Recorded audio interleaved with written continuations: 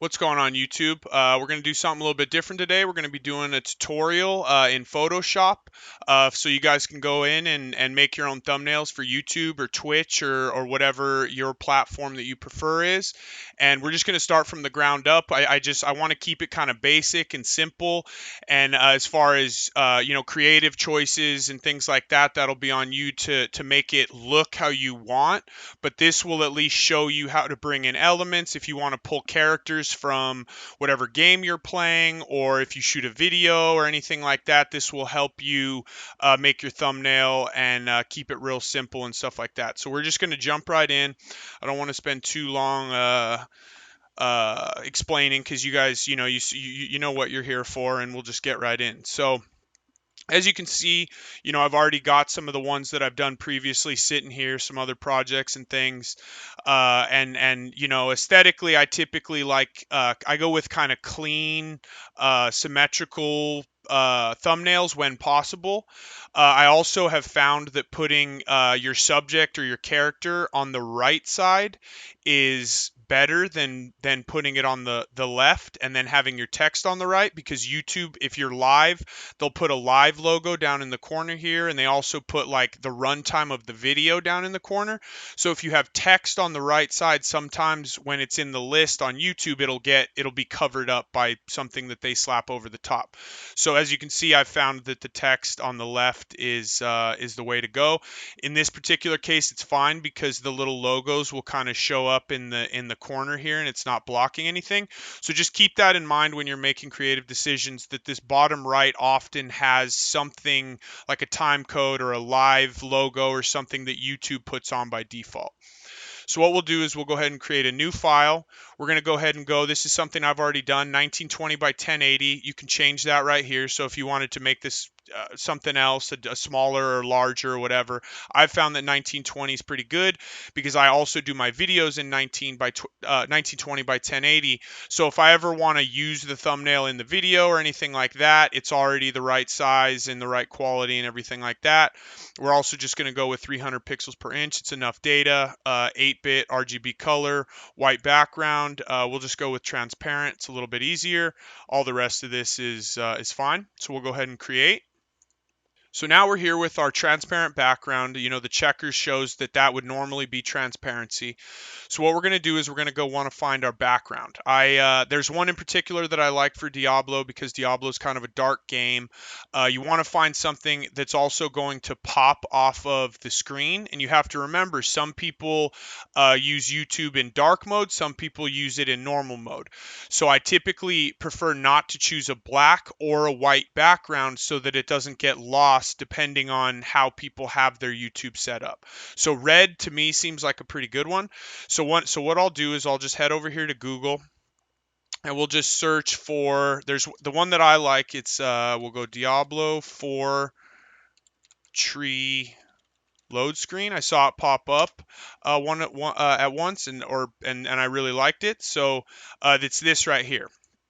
And this one by default is already fairly large. It's larger than our canvas, which was 1920 by 1080. So ideally you want it to be at least 1920 by 1080.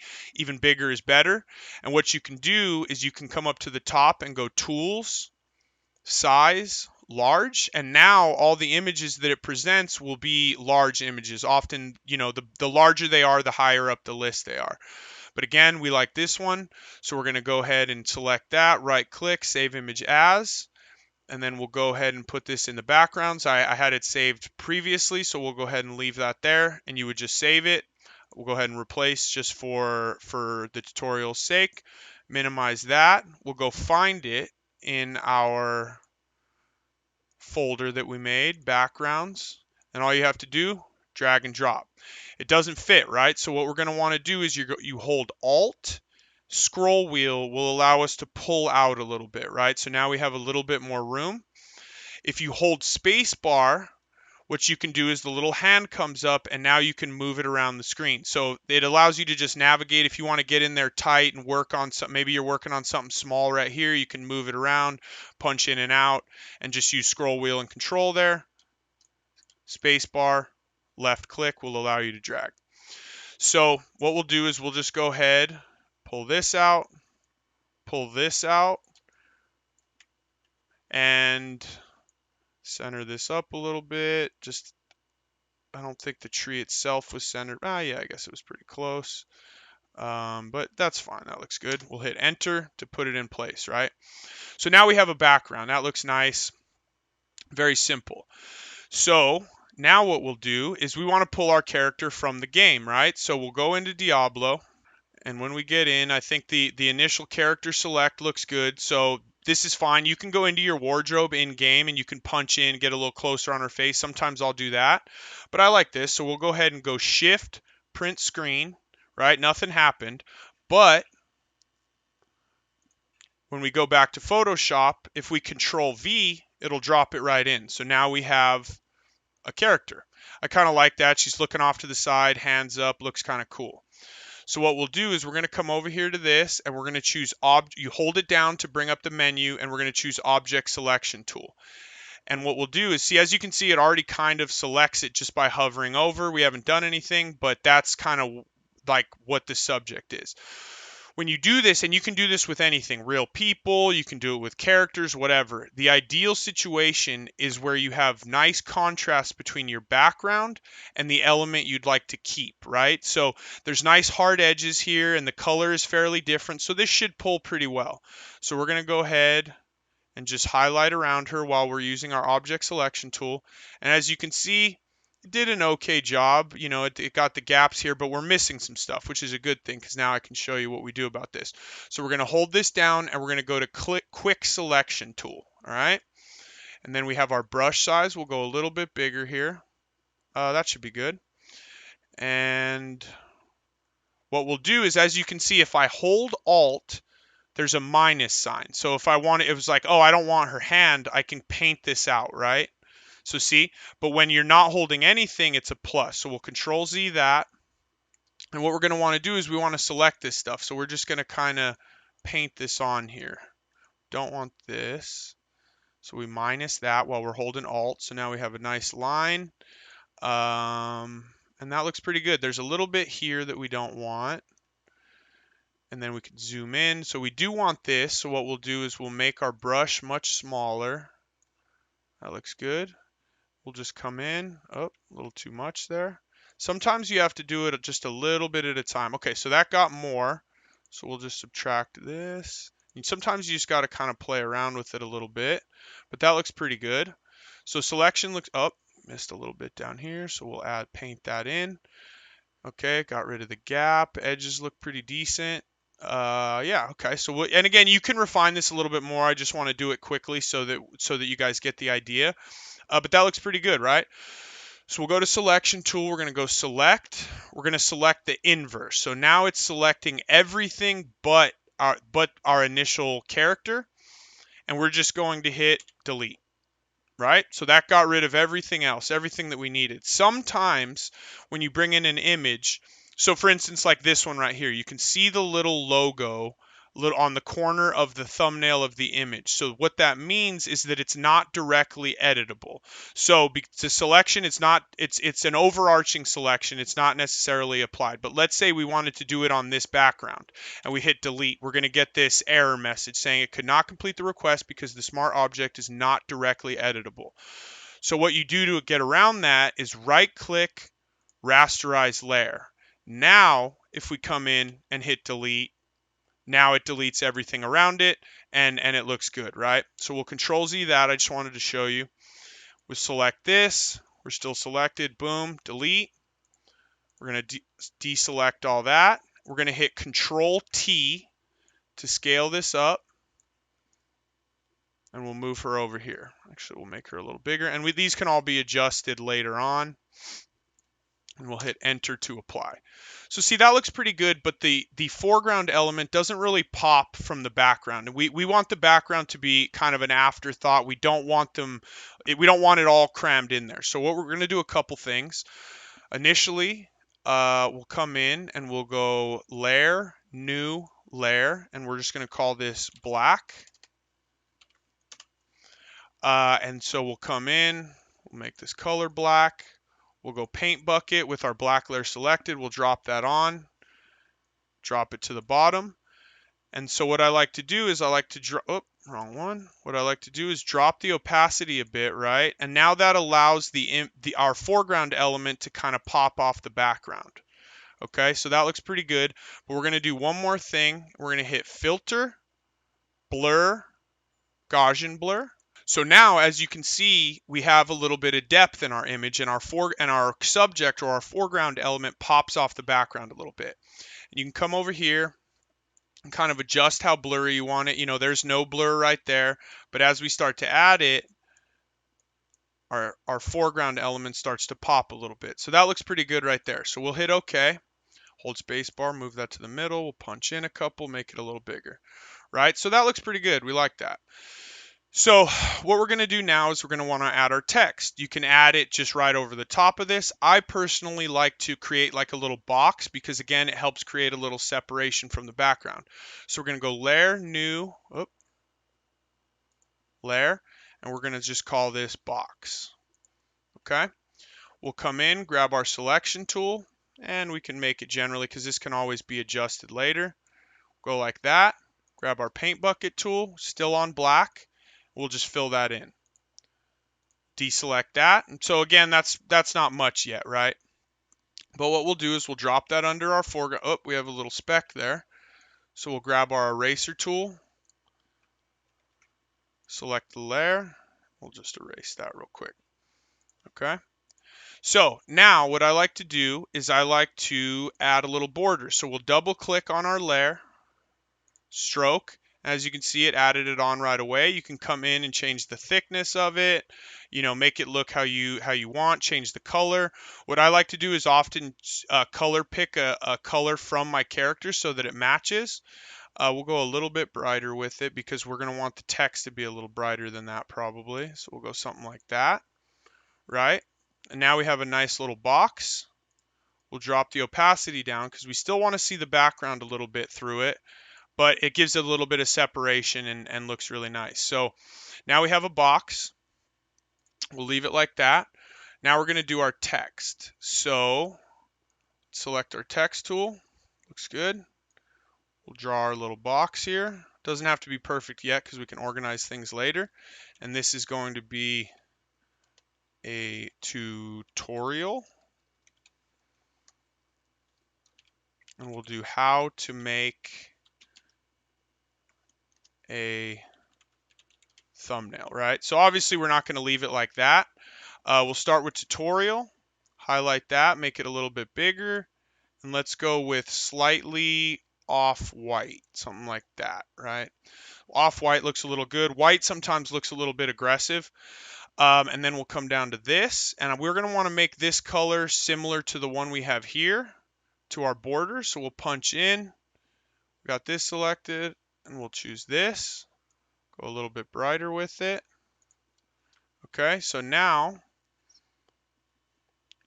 you can adjust this with the scroll wheel here, how to make a thumbnail.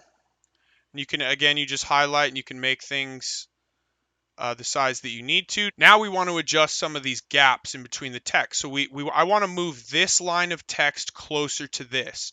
So we'll just come in, use this, slide it over. Now it looks a little bit better. Make this a little bit bigger because we want people to know this is a tutorial. And now we can select this and kind of move it around as we see fit.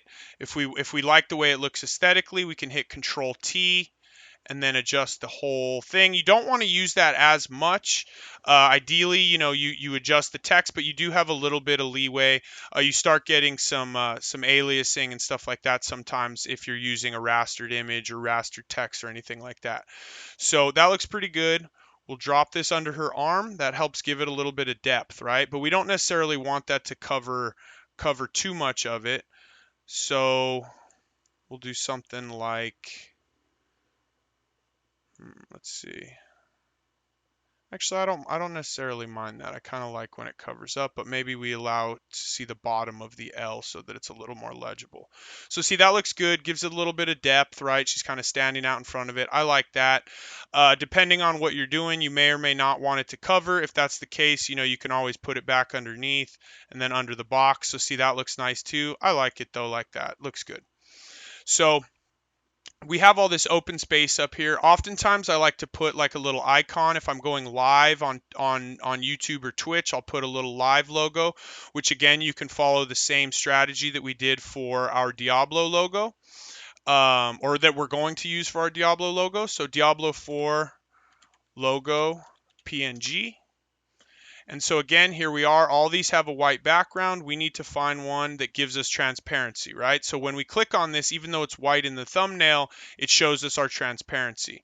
Again, if you come down to something like this shows transparency in the thumbnail, and then again right here, but this will not have transparency. It's like a troll people are doing or so. I don't know why people do it, but it's a pain at first. Once you get used to it, you're okay. But see again, so this one shows up. It's got a solid white background, but when you click on it, it shows us our transparency. So I actually like this one. Let's try this guy. So we'll go right click, save image as. We made our folders. We have elements. See, we have a normal one in here already. You can change the name if you'd like. For the sake of this video, I'm just going to leave it. We'll come in, find our proper folder, drop that in here. This one's pretty small, so blow it up. Looks pretty good. We can click it and move it. Let's see. Do I like this? The shape is a little awkward, but maybe that'll be nice as our kind of logo here. Maybe we can do something like this. And then we'll make another text layer. And we'll say, Diablo 4. Right? We'll make this. Let's make this off color. We can just color pick it.